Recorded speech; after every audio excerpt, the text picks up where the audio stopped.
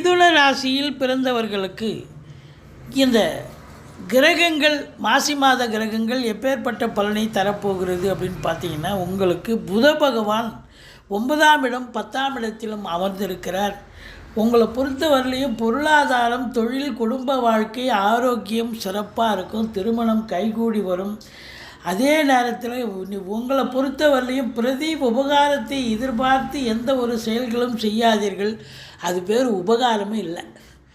அதுக்கப்புறம் அவங்க திருப்பி அவங்க செய்யலைன்னு சொன்னால் அது பெரிய மன உளைச்சலை ஏற்படுத்தும். அதனால் உங்களை பொறுத்தவரையிலையும் நீங்கள் நல்லா பேசுவீங்க, நல்லா செயல்படுவீங்க, நடத்தைகள் இருக்கும். அதனால் உங்களுக்கு அங்கீகாரம் கிடைக்கும். உங்களை பொறுத்தவரையிலையும் தொழில், உத்தியோகம் சிறந்து விளங்கக்கூடிய ஒரு மாதம்.